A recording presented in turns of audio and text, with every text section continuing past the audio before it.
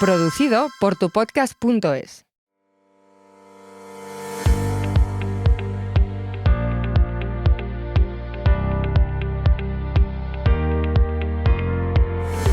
¿Qué tal? Bienvenidos, nuevo episodio de Rompiendo el Mercado, un podcast donde ya sabéis, queremos conocer esa trastienda del mercado y de la inversión, sea cual sea tu perfil. Hoy tenemos un gran invitado, el que nos acompaña, vamos a hablar mucho de inversión, de emprendimiento, además que lo está petando con podcast, con sus negocios, con un nuevo club de inversión súper interesante.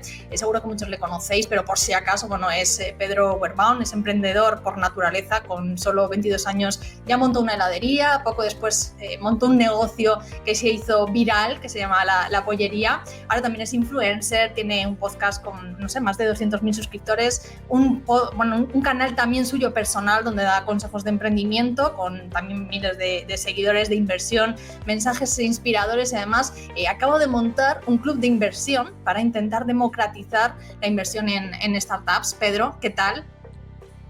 Muy buenas, Laura, un placer estar por aquí. Bueno, el placer es mío. Digo que la verdad que darme una introducción a día de hoy se me hace incluso complicado porque son como tantos palos diferentes, tantas cosas que no, yo tampoco sé cómo catalogarme, la verdad.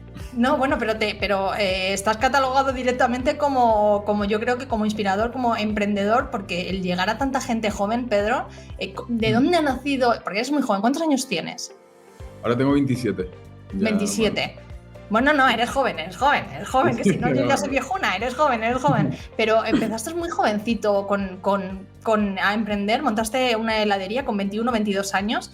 Eso no lo hace cualquiera, normalmente en esas edades se está pensando más en salir de fiesta y en otras cosas que en emprender. ¿De dónde nació esa vena tuya de emprendimiento?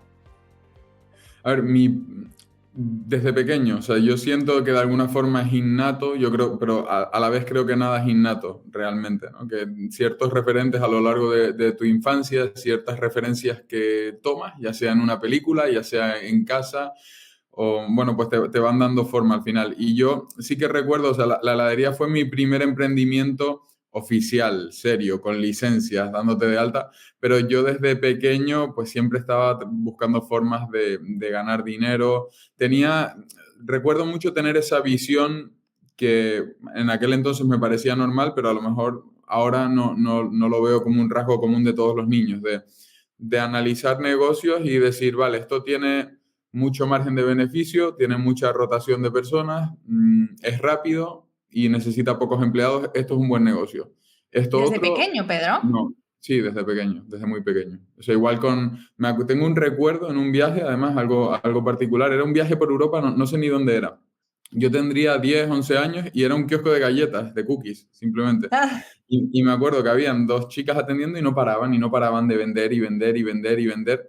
Y yo al final decía, harina, azúcar, pepitas de chocolate, esto es barato y facturan rápido, esto es un buen negocio. Y después veía una terraza, a lo mejor, que tenía un montón de camareros, que la gente se quedaba con una cerveza un montón de tiempo en la terraza y no se movían, y decía, esto no es tan buen negocio.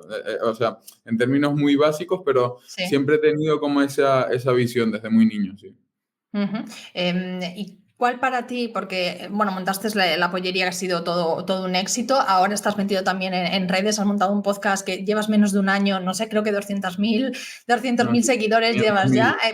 Sí, exactamente, por lo menos en YouTube. Tu propio canal, que es lo que digo yo, o sea, ya no es montar un podcast, esto es un podcast, ¿no? O sea, es tu propia marca personal. Es como montar, o sea, al revés. Tú primero, ahora estamos muy acostumbrados a eso, ¿no? A que montan muchas veces son los influencers los que salen delante de la cámara y luego montan sus propios negocios. En tu caso, digamos que ha sido tradicional en ese sentido. ¿Cómo lo estás llevando? Para ti, ¿cuál es la clave del éxito? Sí, a ver, esto para mí funcionó, es todo un poco, hay que ver el orden cronológico. Empieza la pollería, es un boom absoluto, pero desde que yo siempre le decía a Fran, un poco mi mano derecha, le decía, vivimos de la novedad y la novedad no dura para siempre. Creo que vamos a durar, siempre le decía, un año y un embarazo. O sea, yo decía, es que esto, el boom que estamos viviendo no creo que dure ni 2 años. Entonces, yo estuve en 8 o 9 meses al frente y después lo delegué todo en un equipo para que siguieran expandiéndolo, abriendo tiendas, porque era muy rentable. Pero yo ya decía, yo me quiero empezar a dedicar a otra cosa, abrir diferentes verticales para que no me pille por sorpresa esto cuando se acabe, porque no quiero vivir aquí en una nube y de repente caerme de la nube. Entonces me llamaba la atención el e-commerce y empiezo a desarrollar, a coquetear con el e-commerce, pero de repente empiezo a ver ciertos estímulos, ciertas noticias de figuras como una de las Kardashian, la más jovencita, Kylie Jenner creo que se llama, vendiendo la billonaria más joven de la historia, vendiendo su marca de maquillaje por 1 billón. Luego veo boxeadores famosos con Conor McGregor, una marca de whisky, la vende por 600 millones. The Rock, el actor, con una marca de tequila. MrBeast, haciéndose billonario, que es un youtuber, y con negocios con hamburgueserías, y digo, claro, es que todo esto ha cambiado. Ahora, en el siglo XXI, el recurso más escaso que existe es la atención de las personas. Y digo, bueno, pues vamos a intentar captar atención, a ver qué tal se nos da. Empiezo un podcast y el podcast desde el primer mes, un crecimiento explosivo. Sí. Desde el primer día, el primer clip de todos ya se estaba yendo viral. Entonces digo, Pero es que vale. además, Pedro, tú nunca habías estado delante de la cámara, quiero decir. Nunca. Te planteas hacer No. este video podcast cuando realmente no has estado y lo haces tú directamente, porque el contactar con la gente no es fácil. O cómo buscas también esos invitados, porque es verdad, por ejemplo, aquí nosotros, o sea, tenemos un foco, ¿no? Que es la inversión. En tu caso es que invitas desde políticos a temas de sociedad y todo realmente lo llevas tú, o sea, lo has montado tú, por lo menos al principio. Sí, a ver, ahora la parte de invitados ahora es muy fácil porque tenemos cientos de mails de personas que se pelean por venir, y entonces al final lo que sí trato de evitar son figuras públicas muy reconocidas, sino prefiero personas anónimas que muchas veces tienen historias que son súper interesantes y no han estado en otros 10 podcasts diferentes, ¿no? Entonces, pues esto, o sea, ahora es bastante sencillo a día de hoy todo este tema. Y al empezar, pues fue mandar mensajes por LinkedIn o por Instagram. Antes no habían tantos podcasts, porque a día de hoy hay muchos. Entonces, por ejemplo, a mí me llegan decenas cada día de invitaciones a podcast, y es complicado al final abarcar tanto, ¿no? Porque el tiempo es limitado. Pero nada, fue ensayo y error, tocar puertas, y claro, a medida que el podcast iba cogiendo nombre y cogiendo views, pues ya era más fácil. Ya, al poco tiempo, al mes y medio, ya era sencillo, porque crecimos muy rápido. O sea, estábamos como en 100.000 seguidores en un mes o algo así. A la hora de emprender, que hablando de esos negocios que montaste, ¿es difícil emprender aquí en España? Es algo que se dice mucho. ¿Te resultó difícil ese emprendimiento? A ver, emprender, al contrario de lo que se vende un poco en el nicho en el que estoy metido yo, de YouTube, de hazte millonario, hazte rico en 3 pasos desde tu casa, 15 minutos al día. Emprender es muy difícil, pero aquí y en Japón, emprender es difícil, es complicado estadísticamente. Cuando emprendes tienes muchas probabilidades de fracasar, y España, pues al mismo tiempo, no lo pone nada fácil tampoco a nivel de burocracia, de presión fiscal. Es un entorno complicado, pero al final yo siempre, con todo en la vida, no solo con los negocios, trato de tomar una posición reactiva, de decir, oye, me centro en lo que puedo controlar, si no puedo influir en esto, no me voy a preocupar, sino voy a reaccionar de la mejor forma que pueda. Y ya está, al final vivimos en un mercado libre que se rige por la oferta y la demanda, y digo, pues si me aprietan demasiado y en algún punto considero que no estoy dispuesto a sufrir esa presión fiscal, por ejemplo, pues me tendré que ir y ya está, y no pasa nada. O sea, es cuestión de rentabilidad, de poner diferentes cosas sobre una balanza. Si fuera solo puramente negocio, ya me hubiera ido, pero bueno, también hay otras cosas que valoro en la vida, entonces por eso de momento sigo aquí. De momento, me ha gustado esa apreciación. De momento seguimos aquí. Sí, no, es verdad que es algo que suelen decir mucho, ¿no? Esa presión fiscal a la hora de emprender, que hace que muchos jóvenes... Estuvo aquí también Alex, que vive también en Andorra, y me contaba un poco eso, ¿no? Que él se fue un poco allí también. Es verdad que él es de Barcelona, entonces le resultó más fácil, no porque lo tiene todo más cerca, pero un poco también es eso, ¿no? El liberarte de esa presión fiscal tan importante que tenemos aquí en España. Vamos a hablar un poco de errores también. Es muy joven, pero me imagino que en estos 7, 8 años que llevas como emprendedor, para ti, ¿cuál ha sido tu mayor error, o aquello que si hubieses sabido antes no lo hubieras a lo mejor cometido, no lo hubieras hecho? A ver, errores como tal, creo que todos son aprendizajes. Entonces, cada vez que suena un poco cliché, ¿Me escuchas, Laura? Sí. Sí, ¿verdad? Perdona, que se me congeló a mí la pantalla. Bien, creo que los errores son siempre aprendizaje. Suena un poco cliché, pero realmente se aprende haciendo y cada error que cometes o cada vez que... A veces no son ni errores, sino que simplemente tienes que pivotar, ¿no?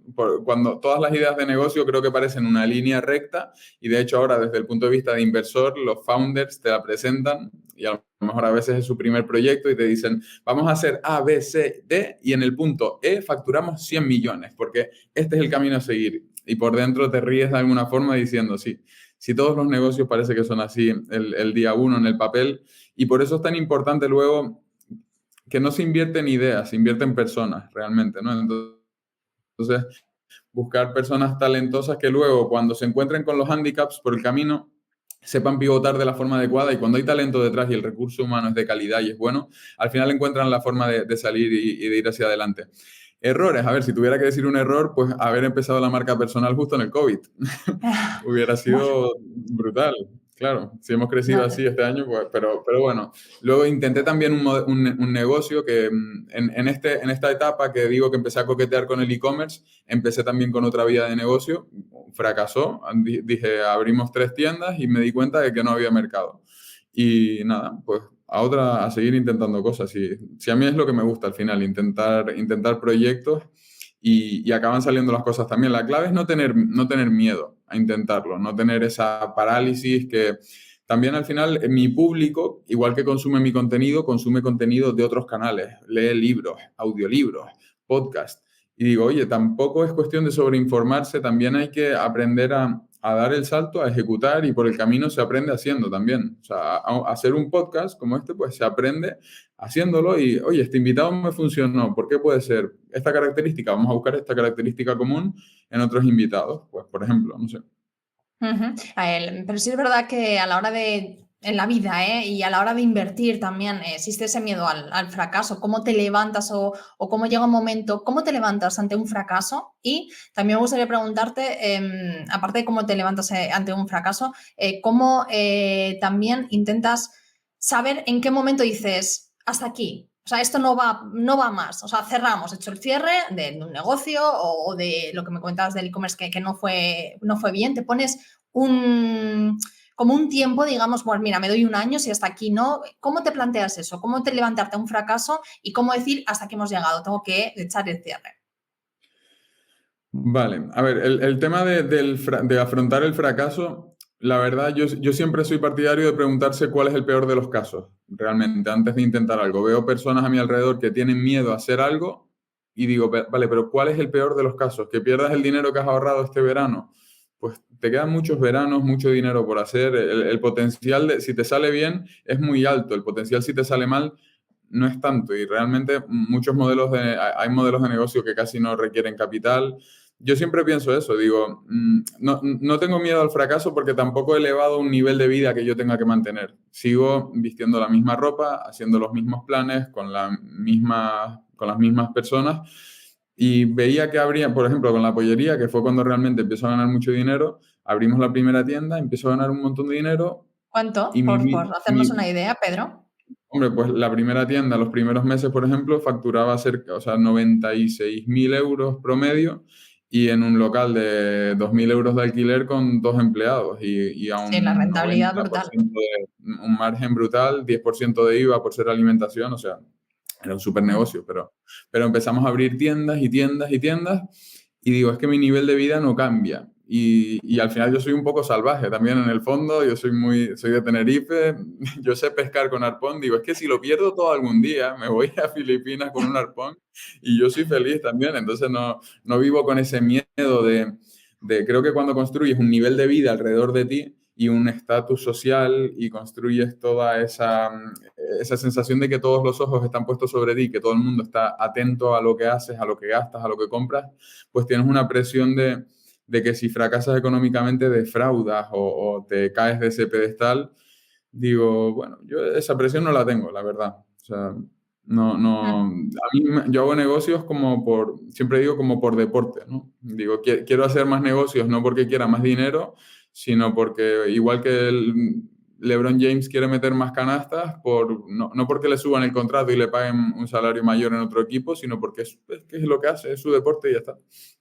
Sí, pero bueno, sí es verdad que, y lo hablamos un poco al principio, ¿no? Ha cambiado, a lo mejor tú tienes otra percepción, pero yo creo que ha cambiado un poco antes. Sí es verdad que lo hablabas al principio, se vendía más el Lamborghini en la puerta, el gana dinero, pero yo creo que la gente ha aprendido de eso. Tú que te mueves en ese círculo de gente joven, yo creo que la gente ya ha aprendido. No, no compra cualquier curso, me refiero, aunque los cursos siguen siendo muy rentables para los que lo hacen, pero al final la gente ha aprendido y van también un poco más con la persona, ya no tanto con el, esto me va a hacer rico porque como este tiene un Lamborghini, este es al que tengo que seguir. ¿Crees que esa percepción ha cambiado, que hace unos años era lo habitual? A ver, se ha quemado la imagen de vender el Lamborghini y demás porque ha habido tanto vendehumos de te vendo un curso de una formación de emprendimiento y no he emprendido nada. Me he comprado un libro de cómo emprender y lo he hecho en vídeo. Entonces, a ver, yo puedo dar una formación de emprendimiento. Si yo no me he lanzado todavía, es porque digo, porque la formación que podría hacer yo, diría, ojalá haber tenido esto hace 8 años, haber podido hacer yo esa formación con 18 años. Pero claro, han quemado tanto la industria que ya es como ponerte un cartel encima. Personas que no han emprendido nada enseñando a emprender. Yo creo que por ahí se ha aprendido un poco, pero por algo que no se, por donde no han aprendido la juventud es por el que tienen que dejar de comprar negocios paquetizados. Cuando hay un paquete, te enseño a hacer esto paso a paso, una agencia de no sé cuánto, Amazon FBA. Digo, hay que olvidarse de esto. El emprendimiento es despertar el olfato, aprender a reconocer oportunidades o problemas que resolver o necesidades que puedas crear y conseguir tu nicho y explotarlo. Si tú compras un curso para hacer una agencia de X y hay otras 3.000 personas, es como el tema de lanzamientos de infoproductos, que está muy de moda Sí. ahora. Claro, a mí me entran todos los días, o sea, se supone que eso está enfocado para hacerlo de la mano de alguien como yo, un lanzamiento de un infoproducto conmigo. Pero es que, claro, si a mí me entran todos los días 80 DMs diciéndome, Pedro, hacemos una reunión, quiero lanzar tu info, pues obviamente se saturan los mercados. Entonces, hay que aprender a la esencia de emprender, no un modelo de negocio como tal. Creo que esa es la clave ahí. Ujú. Venga, vamos a hablar un poco de inversión, porque aquí sobre todo hablamos también mucho hablamos de emprendimiento, pero hablamos mucho de inversión. Tú en tu canal además lanzas muchos mensajes sobre inversión, pero yo quiero saber en qué invierte Pedro Boerbaum.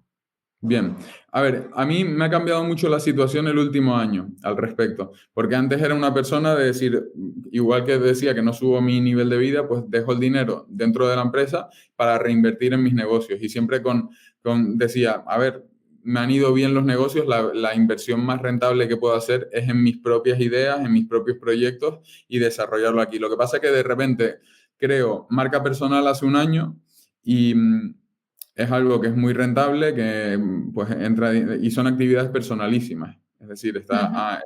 entra todo a mi nombre por IRPF.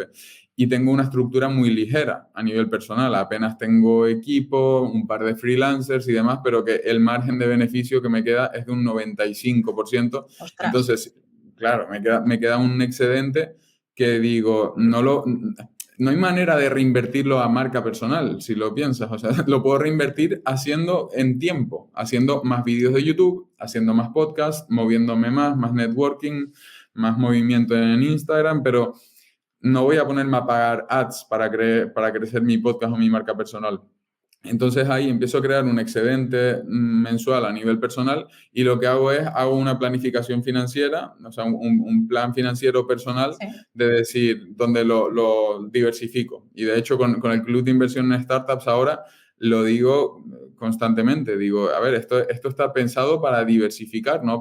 Yo no quiero y no quiero engañar a nadie, ni quiero que venga todo el mundo all-in con sus ahorros, ni quiero que estés pidiendo un préstamo para entrar en el club de inversión conmigo. Al final es un activo al que ofrecemos acceso, un activo que no ha habido acceso a él o ha sido muy complicado hasta ahora. Luego lo explicaremos, entraremos en detalle un Sí, poquito más. sí.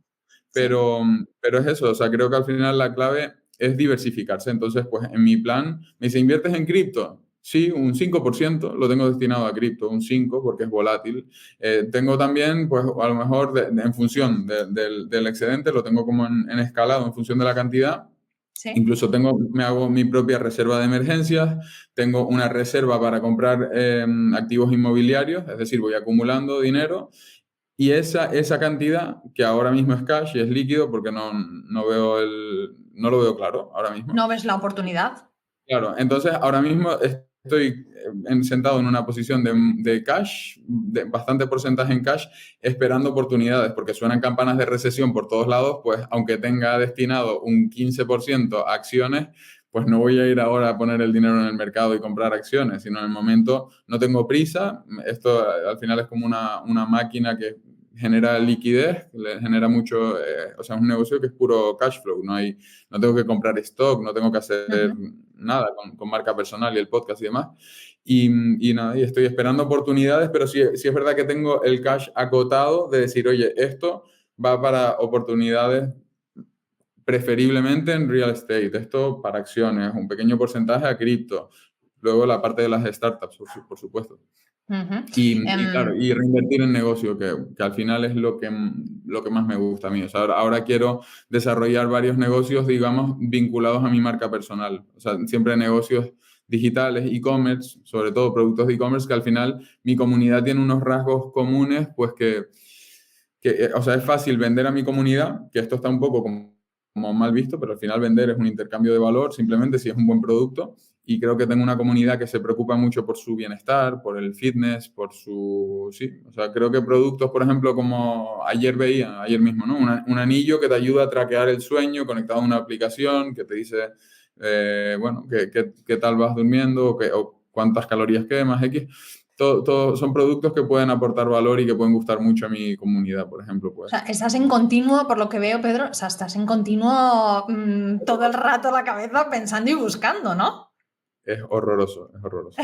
Bueno, horroroso no, a mí me gusta, pero ya te digo, no es una cuestión, o sea, el problema es que me gusta tanto construir que lo he dicho muchas veces, ¿no? Digo, yo no soy empresario, yo soy emprendedor puro. O sea, a mí me gustaría construir marcas y venderlas. Yo no quiero gestionar nada. A mí lo que me gusta es la fase inicial entonces se me ocurre una idea y es como una necesidad de desarrollarla, de pensar un branding, un logo, un nombre, una estrategia. ¿Cómo lo vendemos? Por UGC, orgánico, en canal, por TikTok, por YouTube. ¿Qué hacemos? ¿Qué hacemos? Y bueno, ¿Y tienes asesores que te a ayudan? mí me gusta. Nada, no. Nada, esa O sea, eres tú obviamente directamente.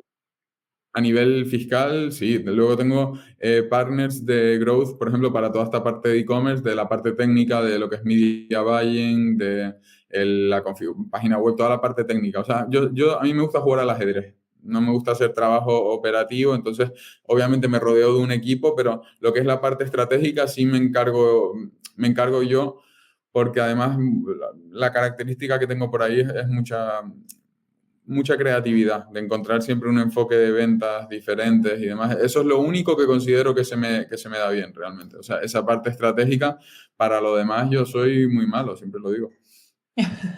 Pues para ser mal no se te están dando las cosas, ¿eh? Es decir. Al final es rodearse de gente mejor que tú. Pedro, ya está. Eso sí, ir aprendiendo, porque al final no nacemos aprendidos, ¿eh? Es verdad que cada uno tenemos que ver lo que se nos da bien y el resto ir aprendiéndolo. Si no pasa nada por decir, oye, esto no sé, explícamelo, o voy a ver un vídeo de YouTube o me voy a leer un libro que me han recomendado para aprenderlo, si no nacemos aprendidos. Oye, en el tema de la inversión, ahora ya pasamos a hablar de Blas, en el tema de la inversión tengo mucha curiosidad.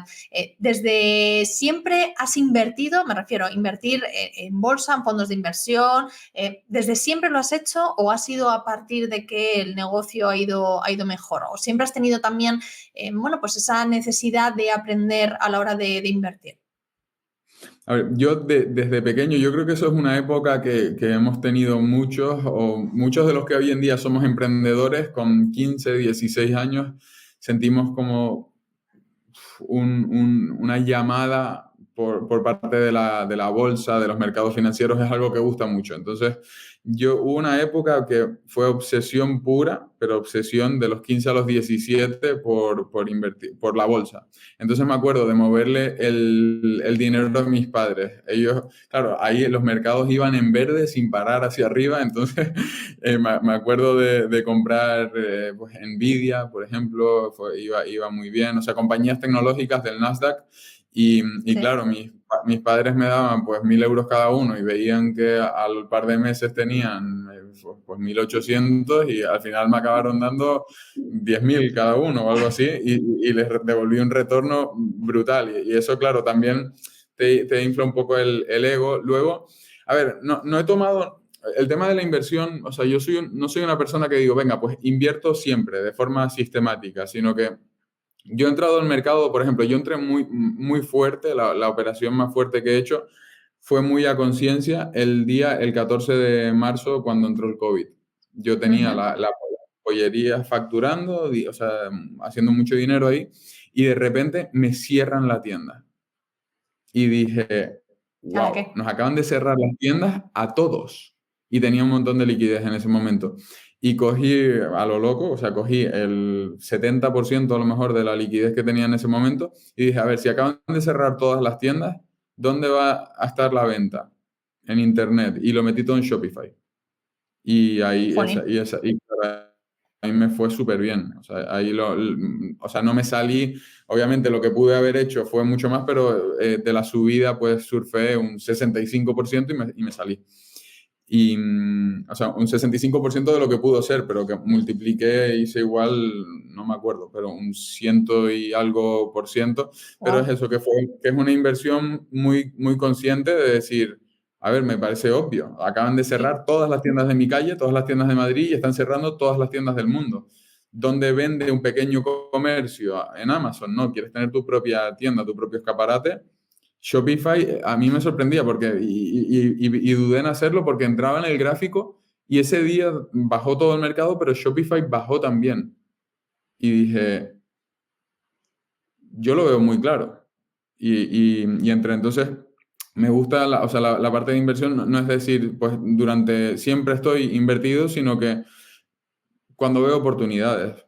Ahora mismo, pues es esto, no estoy mirando los gráficos ni las cotizaciones a diario ni nada, Sí. porque digo, yo es que siento y las personas que saben mucho más que yo de esto, todas me dicen que viene recesión, pues no voy a perder el tiempo a diario hoy. Cuando venga la recesión, me esperará con cash y ya, pues ya Bueno, decidiré. muchos de los que vienen por aquí ante ese comentario te dirían, bueno, pues te estás perdiendo una buena, porque es verdad que ahora mismo está el mercado subiendo mucho, de inversión me refiero, de rentabilidad, Ya. pero bueno, al final cada uno es de una forma de ser, de una forma... ¿Y cómo aprendiste a la hora de, me estás diciendo, que cogías esos 1.000 euros de tus padres, los reinvertías, pero cómo aprendiste todo eso? ¿Leyendo? ¿Fuiste a cursos? Libros.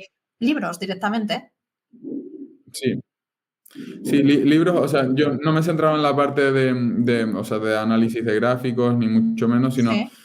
ver lo que estaban haciendo las empresas y ver que son el futuro. Y claro, al final yo se lo planteaba a mis padres, les decía, a ver, esto es inversión a largo plazo. O sea, veías lo que estaba haciendo Nvidia, por ejemplo, y dices, es que esto solo va a ir subiendo y subiendo y subiendo. Si es que estás invirtiendo en empresas que le dan forma al futuro y además yo recuerdo decirle a mis padres, estos de Nvidia es como quien vende las palas donde hay minas de oro. Al final los microchips es que los vas a vender.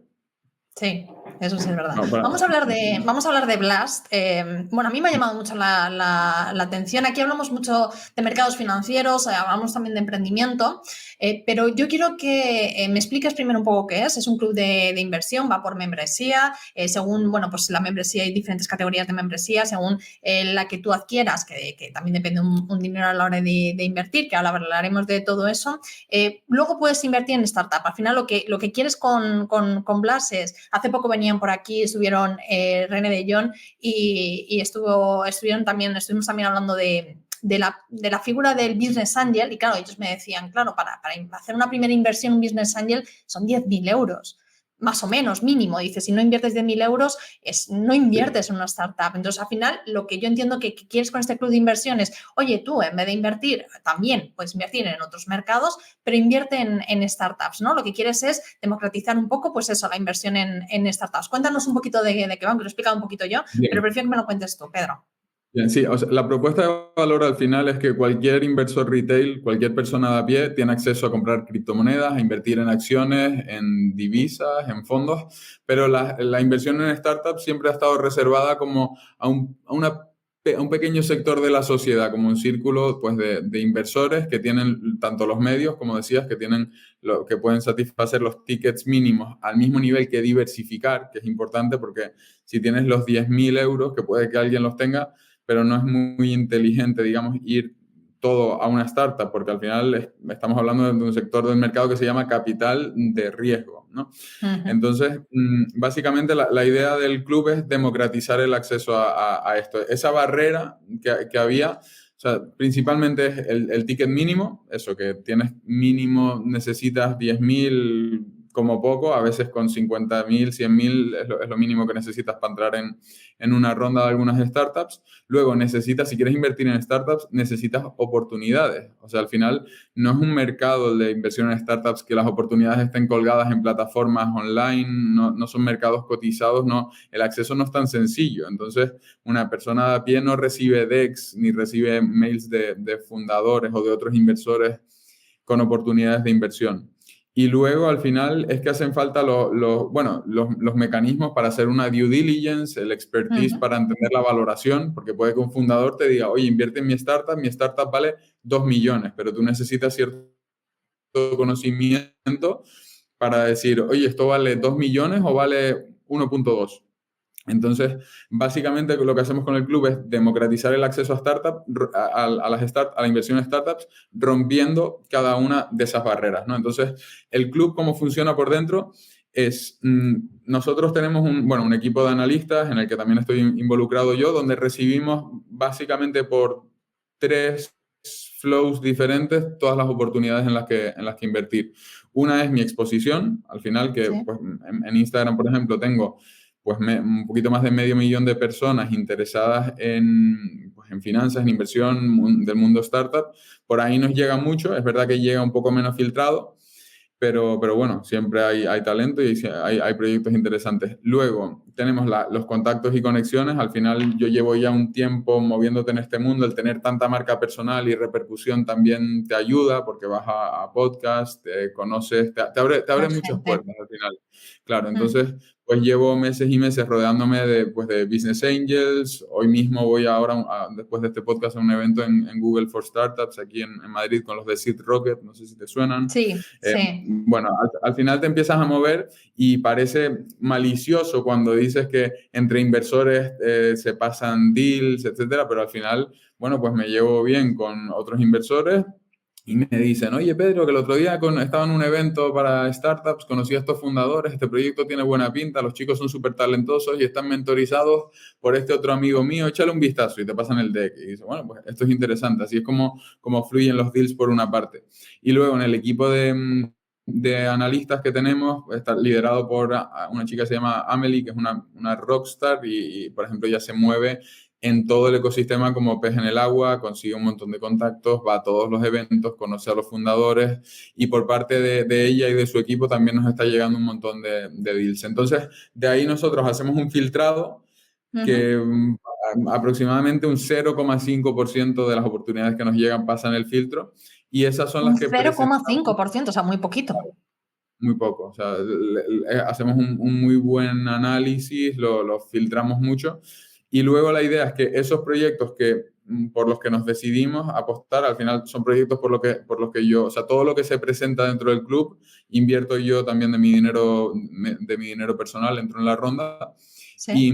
Y los presentamos ante el club. Entonces, para romper la barrera del expertise, lo que es la valoración, la negociación, revisar el pacto de socios, hacer el due diligence, toda esa parte jurídico-administrativa, legal, que es un follón, hablando claro, nos encargamos nosotros y presentamos el deal ante el club. O sea, en un servidor privado al que solo tienen acceso los miembros. Entonces, hacemos un live, bueno, me encargo yo de hacerlo, un live con los fundadores, como este que estamos haciendo, también puede ser presencial, en el que les hago preguntas, pues trato un poco de ponerlos contra las cuerdas, cuáles son los competidores, cómo ves este potencial problema en el futuro, etcétera.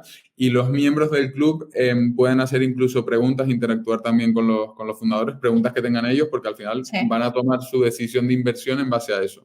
Luego, después del live con los fundadores, tanto el equipo como yo compartimos nuestra opinión. Yo en cada caso ya habré decidido entrar, entonces voy a explicar por qué he decidido tomar la decisión de entrar yo personalmente. Traeremos también, pues si es un proyecto de inteligencia artificial o de blockchain, traeremos expertos que den su perspectiva. Y al final lo que se basa es que la posición del miembro del club sea olvidarse de toda la parte complicada y en base a la información que nosotros le traemos al servidor, tomar su propia decisión de inversión. Que a veces se nos compara un poco con un fondo de inversión, pero no tiene nada que ver. A un fondo le entregas tu dinero y el fondo lo maneja como considera conveniente. Aquí cada uno es dueño y señor de sus decisiones. Es decir... Y tú tampoco tienes por qué invertir en todas las startups, me refiero. Tú, Pedro, o sea, directamente. No se puede, de hecho. Algo que me parece que hemos hecho muy bien dentro del club, porque hay fundadores que son una máquina de ventas. Hay fundadores que los escuchas, te presentan su proyecto y te compran convencen directamente. Claro, son muy buenos. Entonces, ¿qué pasa? Que en el mundo estamos hablando de capital de riesgo y aquí hay que ser claro y dejarlo claro. O sea, cuando inviertes en startups en una fase tan inicial, pues es normal que de cada 10, 4 se queden por el camino.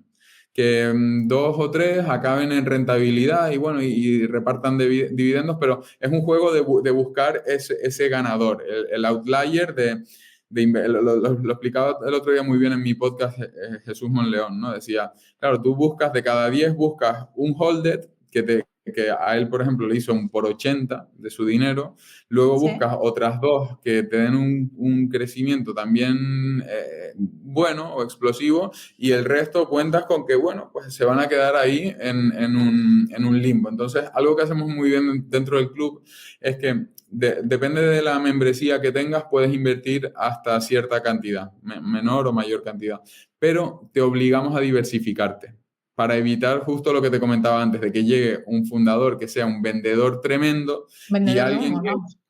Un vendedor de humos, digo, que es muy buen vendedor, pero luego a lo mejor la startup no va más allá, el negocio. Solo metemos startups que tengan ya cierta atracción, que las estudiamos bien nosotros, entonces va a ser complicado, o sea, nadie va a venir con un PowerPoint, va a tener que haber una cierta estructura detrás ya, porque al final nosotros las rondas vamos a mover por cada ronda entre $500,000 y 2 millones. Entonces, claro, si una empresa está en una fase y queremos hacernos alrededor de con el 20% de cada proyecto. Entonces, pues ya tienen que ser proyectos con cierta valoración y para que la valoración esté justificada tienen que tener cierta atracción. No puede venir un buen vendedor con un PowerPoint currado y llevarse a la gente al bolsillo, ¿no? Entonces, pero lo que tratamos de evitar es eso, que a alguien le vendan una idea y diga, Dios, quiero poner todo el dinero de mi membresía en esta idea porque confío muchísimo. No. Si tu membresía te permite, te permite invertir hasta 30.000 euros anuales, pues te obligamos a lo mejor a ponerlo en 5 tickets de 6.000 euros, por ejemplo. Que luego tú puedes jugar un poquito con las cantidades dentro, pero que hay una... Sí, o sea, de alguna forma la membresía te fuerza también por hacerlo más divertido, porque es que si tú en 2 oportunidades inviertes todo lo que te permite tu membresía, pues después vienen otras 20 oportunidades a lo largo del año y bueno, pues cada uno tiene que jugar. Con la membresía entonces lo que haces es poder acceder a ese club, o sea, es decir, poder acceder a toda esa información, a todo ese declive, o sea, ese declive no, ese tijeretazo que le hacéis vosotros a esas compañías para que presenten. Luego, si tú quieres invertir en esa startup, aparte tienes que aportar más dinero, claro. Claro, no, la membresía es el acceso al club. La membresía es el acceso al club, justo. Porque queremos, o sea, que más allá de una oportunidad de inversión sea un club también que organizamos un evento anual, una gala anual. Luego, en función de las membresías, pues las membresías más premium, haremos algún viaje. El club te permite venir a ver mi podcast presencial, en algunas membresías también. Te permite, estábamos incluso pensando, como va a haber tanto valor aquí dentro, o sea, hay una parte de formación dentro del club para que al final esto es entre comillas, ¿no? Es divertido cuando entiendes lo que está pasando. O sea, si al final estamos hablando en un lenguaje muy técnico, los fundadores explican su modelo de negocio con mucho tecnicismo y no te enteras de nada, bueno, entonces la membresía es un acceso a todo eso, a una comunidad de networking. Es muy curioso, ¿no? Este club ya está funcionando en Francia, porque o sea, sí. el socio con el que lo hago, con Tomás, lo tienen desde hace unos meses en Francia también. y se ha convertido en una comunidad de networking brutal allí. O sea, se organizan cenas, se conocen. Al final son personas que están alineadas en cierto sentido, que tienen los mismos intereses, que pasan mucho tiempo dentro del servidor de Discord hablando entre ellos. Y pues al final él me comentaba que los que se conocen, pues el equivalente a, de repente hay 150 personas que son de Alicante, pues ellos fuera del club incluso organizan sus cenas, se asocian, hacen sus negocios. O sea, lo que es las oportunidades de inversión y el club son dos cosas un poco diferentes. O sea, están Oye, ligadas, pero que es un club por encima de todo también. vale, regulación, ¿está regulado por la CNMV? Sí, estamos regulados por la CNMV, sí, sí. Vale, eso siempre es importante destacarlo.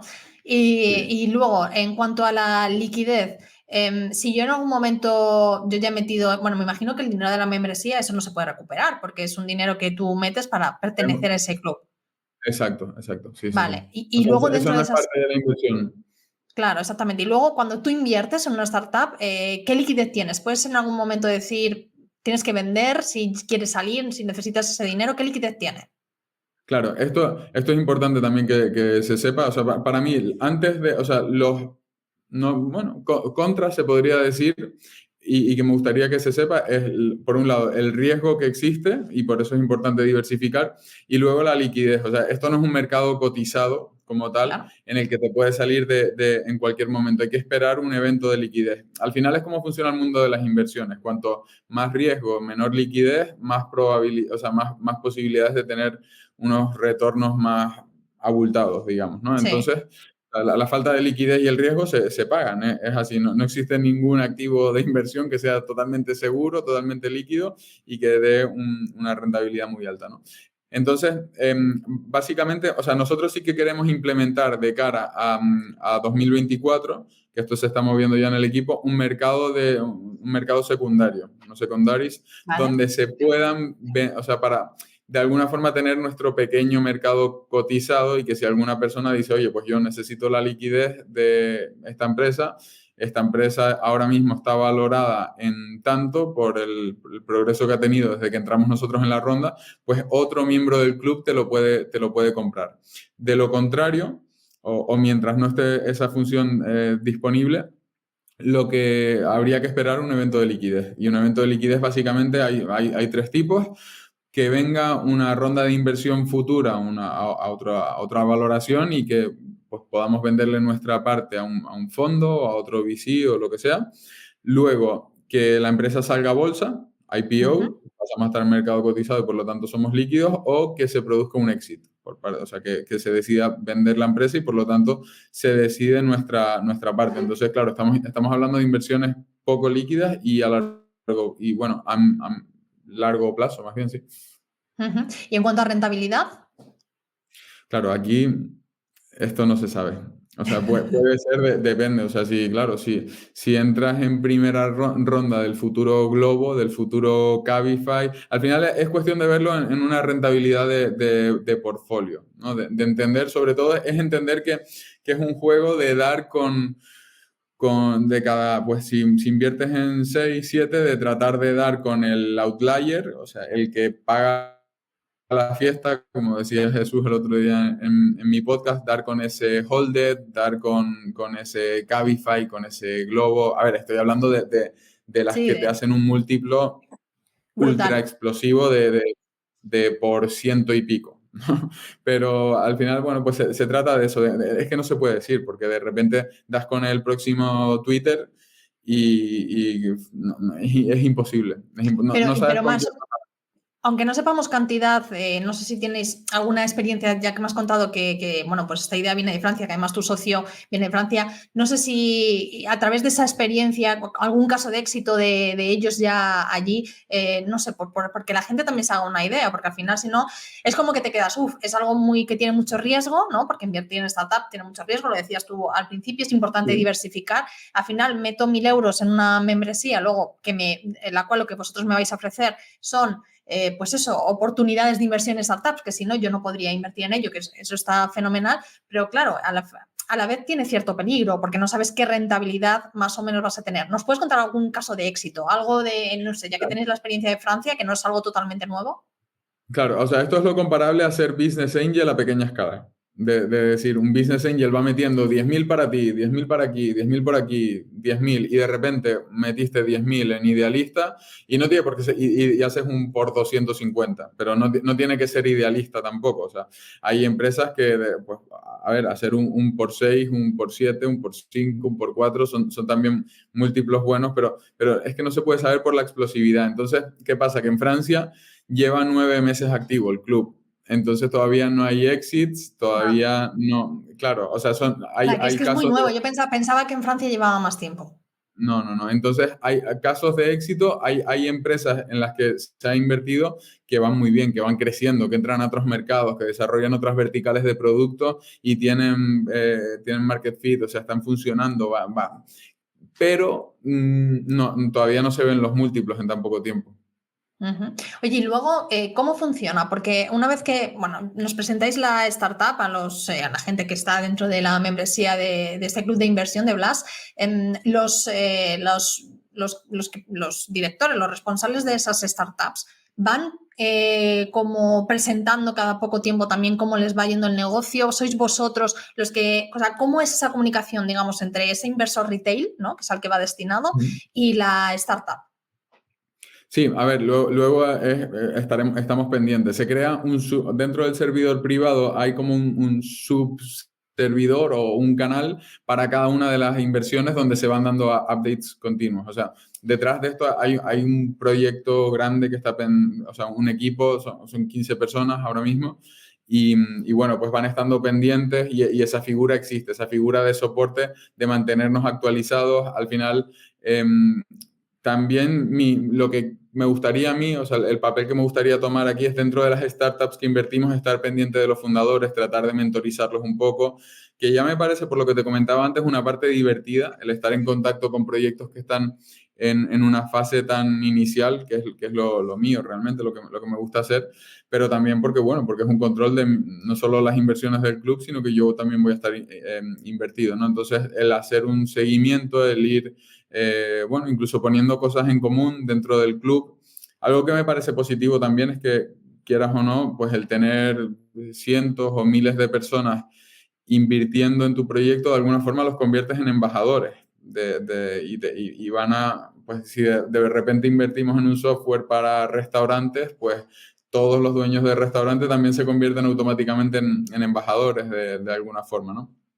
Y, y luego lo que no te he explicado es el funcionamiento un poco de la parte que creo que es importante, ¿no? Porque no te haces.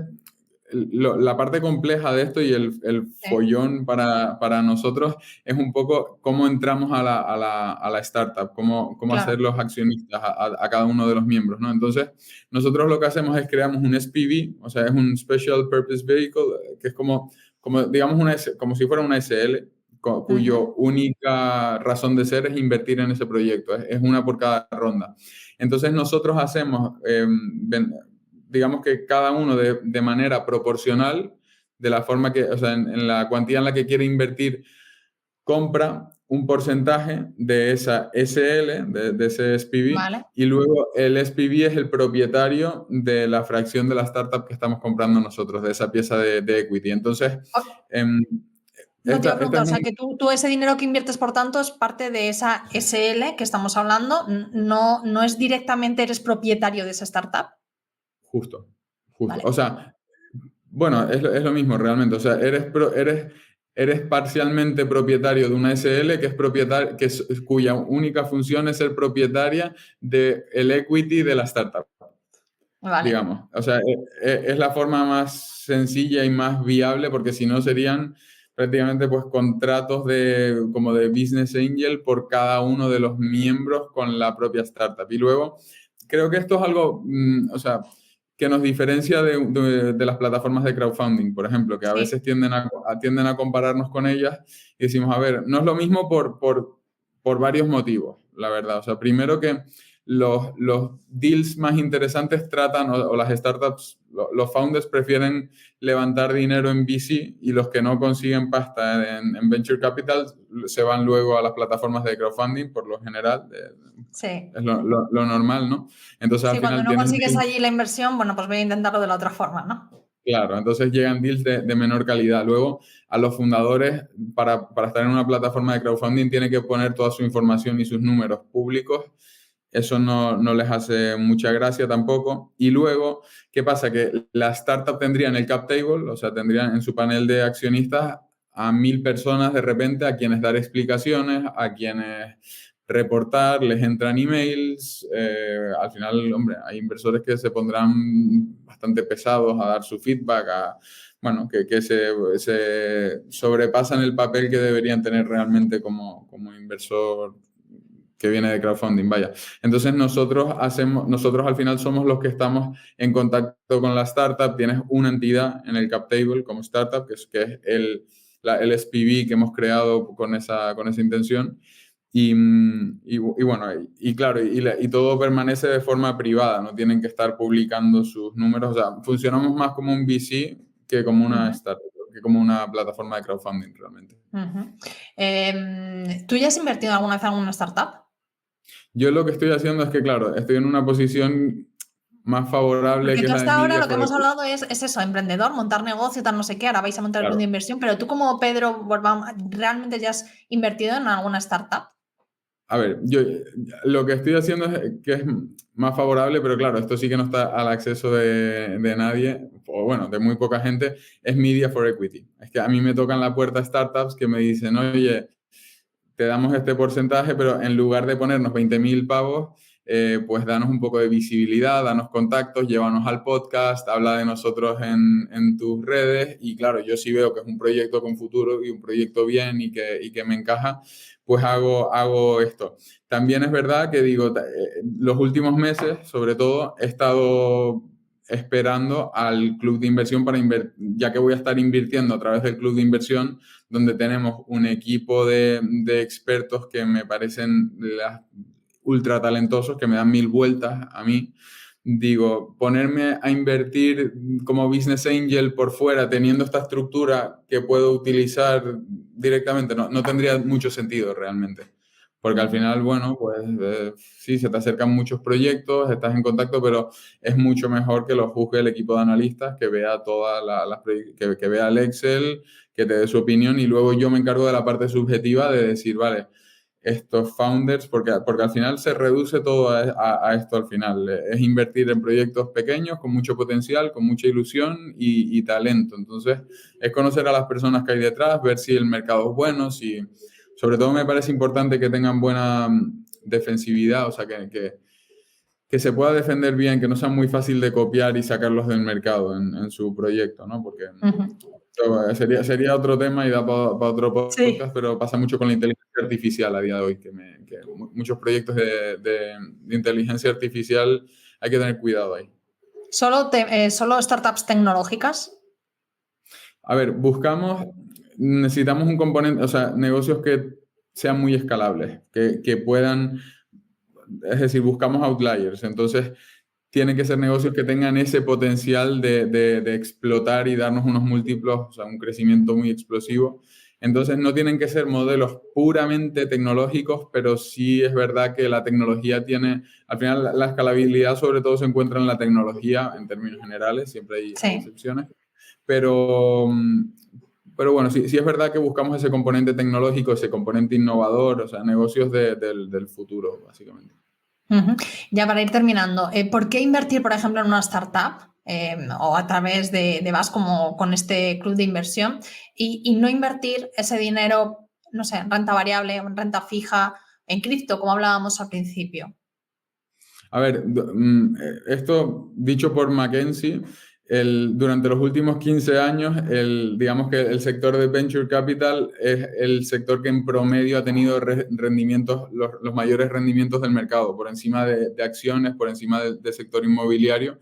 Lo que pasa que es lo que comentábamos antes, que no se hace eco de él, porque claro, si puedes invertir en acciones, te llegan publicidad de los brokers, de invierte aquí, apaláncate, X, pero no se hace ruido de Venture Capital simplemente porque no ha habido acceso a Venture Capital, pero los rendimientos promedio, ojo, promedio, son superiores y también es normal, porque al final Pero el nosotros, riesgo también es mayor.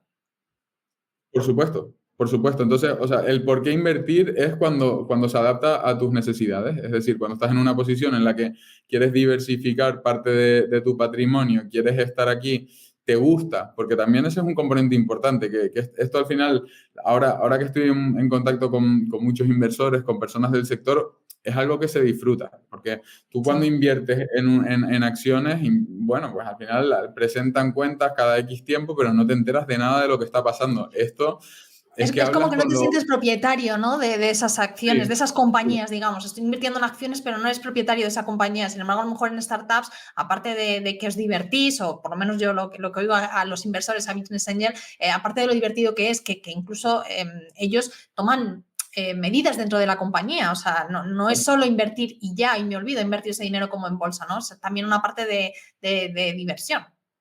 claro. Sí, es que al final parece invertir en startups, pero bueno, luego detrás de las startups hay dos chavales de mi edad que son un genio tech y un genio de los negocios que hacen un equipo fantástico, que tienen una idea buenísima, que necesitan dinero para convertir su idea en una realidad y al final estás muy en contacto, muy de cerca.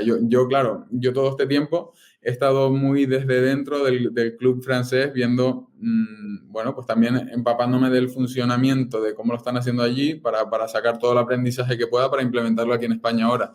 Y al final, claro, es que te llaman y te cuentan, oye, que hemos hecho esto y que esto funciona súper bien, que esta métrica estamos consiguiendo que haga esto. Lo ves el negocio desde dentro y también aprendes mucho. O sea, se aprende mucho de modelos de negocio muy innovadores. Son personas que, claro, claro, yo que soy del ámbito de negocios, te vienen del ámbito tecnológico y aprendes. O sea, al Claro. final el Excel es lo que refleja los resultados, pero aprendes mucho de otros modelos de negocio, 100%. Hay mucha gente, aunque estáis empezando, hay mucha gente joven interesada.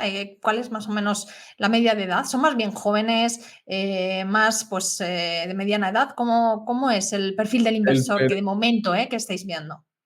el perfil tipo es un poco mayor que yo. Por ahora, son 30 y pocos años de promedio. O sea, el interés que estamos despertando viene por esta parte y sobre todo por personas, o sea, está siendo un perfil bastante aceptado, o sea, bastante acertado. Porque, bueno, al final son personas muchos de ellos ni siquiera son, o sea, tienen inversiones, pero no son inversores profesionales, sino son personas, pues me invento un abogado, un cirujano, un arquitecto que pues ganan dinero, que han entendido que tener el dinero en la cuenta muerto de risa no tiene ningún sentido porque se lo come la inflación y dicen, pues, oye, yo creo que me parece inteligente la posición de diversificar, ya tengo algo de acciones, tengo un piso o dos pisos, esto me parece interesante, es un sector del mercado, eso que les apetece, les parece interesante, entienden cómo funciona y entienden que, bueno, que puede ser una buena oportunidad, a ver, que es muy rentable cuando se hace bien, y es que es así. Al final, pues nosotros estamos en la parte antes de llegar a bolsa. Si puedes, comprando acciones, puedes hacer unos muy buenos rendimientos. Visto desde nuestra perspectiva del enfoque que le damos, digo, ya, pero es que cuando compras en bolsa ya han dado el boom que queremos aprovechar nosotros antes. Eso es cierto, eso es verdad. Y bueno, venga, ya la última pregunta, Pedro, y te dejo tranquilo. ¿Cómo te ves? O sea, si yo me planteo, si con 27, 28 años has hecho todo lo que has hecho ya, ¿cómo te ves o qué te gustaría dentro de 20 años, otros 20 años, cómo te gustaría estar, cómo te gustaría ser, cómo te gustaría, no sé, cómo te lo planteas, ¿no? ¿Cómo te planteas ese futuro? La verdad que no tengo ni idea. Es que cambia todo tan rápido. Mi vida hace un año era una vida totalmente diferente y de repente, de buenas a primeras, al cabo de, me paran por la calle todo el rato, me piden fotos, voy a un evento y no puedo ni caminar.